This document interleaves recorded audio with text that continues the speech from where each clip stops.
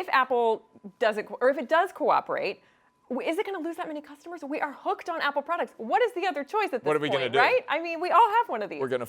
But I also want to ask you, Alan, about the evolution of Tim Cook as a leader, because he has increasingly come out and taken these kinds of positions very forcefully. Look, I remember back when Enron and all the corporate crises of the last decade were happening. At the time I was at CNBC. I was hosting a television show, trying desperately to get CEOs to come on and talk about this. Nobody wanted to pick their head up. Nobody wanted to say anything publicly. Tim Cook is now on a couple of issues. He did it on that Indiana law over gay rights.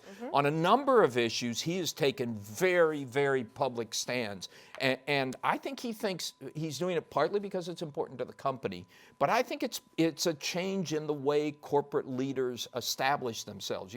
People want to work for companies that have leaders who they see as good, doing good things. So this is a way of inspiring his employees as well as pleasing his customers. Absolutely, and it sort of begs the question. Andrew, Tim Cook, Apple is at the top of our most admired companies list. It's been there for several years now.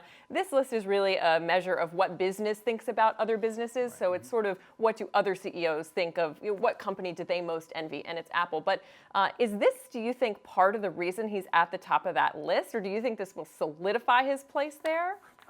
That's a great question. I think it will. I think it does play into. I mean, we've demonstrated that it plays into the Apple brand. We've demonstrated that it plays into the consumer, which is all that it's about here. I think it only helps, even if he goes down trying. Let me give you. Can I just give you one little piece of Last evidence? word, sure. Charles Koch, Koch Industries, one of the most secretive business executives in this country, never talks about the business, contributes to conservative causes, wrote a piece publicly saying that Bernie Sanders is right about inequality. He's not right about the solutions, but he's right about the issue.